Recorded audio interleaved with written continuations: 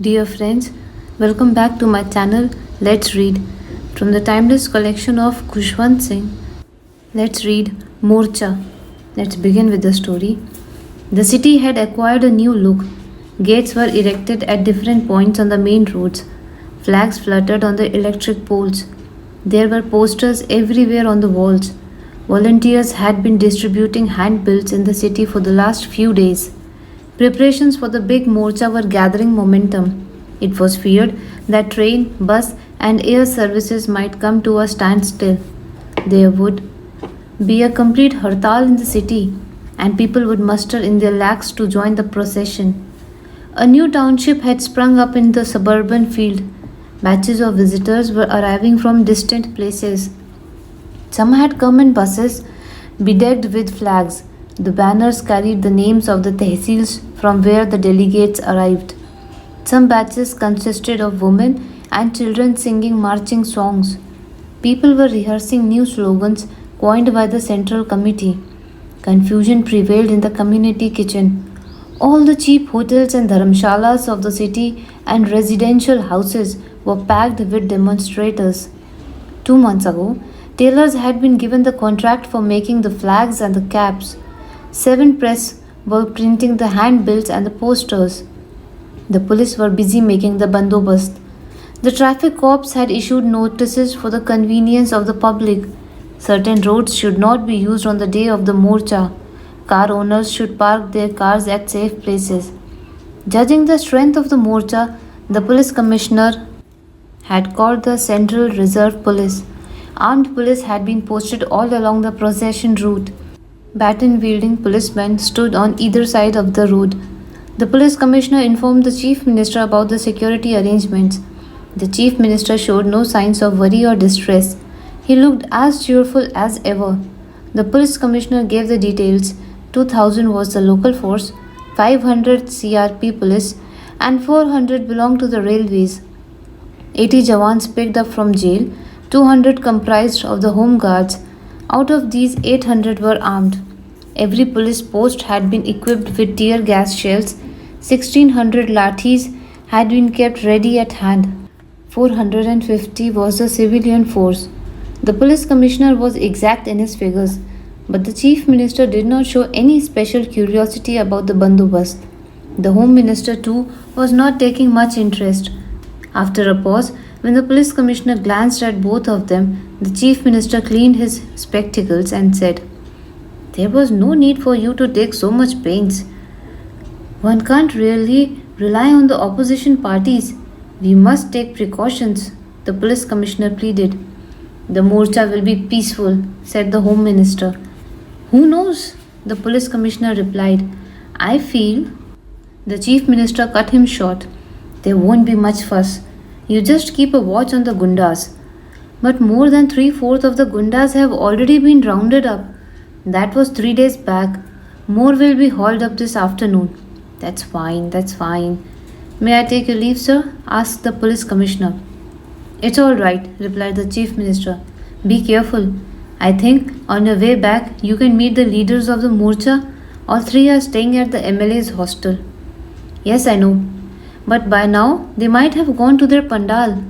Then the official added, hesitating a little, "And I feel it will not be proper to meet them there." "You may as well inquire. They must be there. One of them, Kantilal, had been to jail with me. He is a man of ideals, bold and straightforward. I respect such an opponent. His only weakness is sleep. You beat a drum near his head, yet he won't get up before 9 in the morning. It was the same in jail. Even during the Satyagrah movement, he required his full quota of sleep. He must be there. Now, because of this business of the morcha, he may not come to see me, but otherwise he never misses me. He is a gem of a man." "It's all party politics. Kantilal deserves to be in the government," the home minister said with a touch of regret. Right, said the chief minister. "You look for him. If you happen to run into him, do convey to him my regards. If he is not there, it is no use going to the pandal." The police commissioner was new to his job. He said bluntly, "Sir, the demonstrators may also burn your effigy. What about that?" Never mind. Let them burn my effigy. It does not break your law. Let them have fun. Be on the alert. That's your job, said the chief minister as he got up from his chair. At 4 o'clock, the procession started from the Chowk Maidan. It was a very big morcha. The flag bearers and the burglars were in the lead. They were followed by the singers. Then came the women carrying placards, and then thousands of demonstrators. All of them wore caps and carried flags and placards of their demands. The morcha looked magnificent. On either side of the roads, people carried loudspeakers into which they shouted slogans. Kantilal and other leaders were in a jeep decorated with flags. As the procession made its way through the streets, the city felt its impact. From where had suddenly emerged so many people? The onlookers watched, astonished, peeping from behind the line of policemen. Really, one could not believe that there were so many people who had faith in such demonstrations. The mammoth procession surged forward. Press photographers were perched on rooftops taking pictures. Foreign correspondents were impressed by the size of the crowds. They made a comment or two on the power of democracy and got busy filling copy. But they were more interested in the group of tribals. The film's division cameramen were on hand to shoot the incident for the newsreel. The procession indeed presented a rare spectacle. Lakhs of feet, lakhs of head, thousands of flags, clamorous slogans, the surge of people and their collective outcry. No end to it, a procession creeping on 4 miles like a python. And suddenly, the fade out. People started running helter and skelter in front. There was disorder and confusion. Doors and windows were shut. The procession turned into a sea of confused people. There was total chaos. Suddenly there rose a cloud of smoke. Flames leapt, followed by shrieks and gunshots. People were lost in the welter of smoke, stumbling and running, trampled and injured. It was all over in a few seconds. What? What remained on the roads consisted of scattered shoes and chappals, flags and placards, torn clothes, cap, broken stick, and crumpled banners. Nobody knew how it all happened and why. The police vans were packed with miscreants and the wounded. The wounded were sent to the hospital. The miscreants were taken to the distance of 10 miles and then released. Who were they?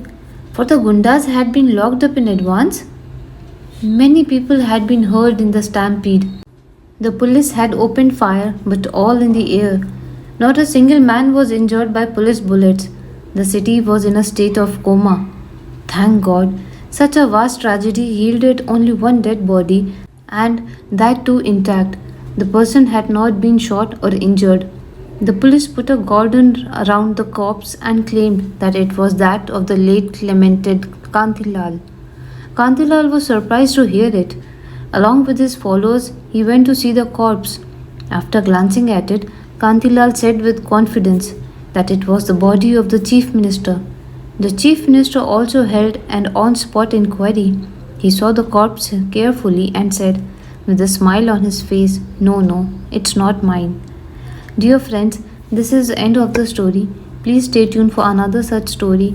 Also, do not forget to like, share, and subscribe the channel.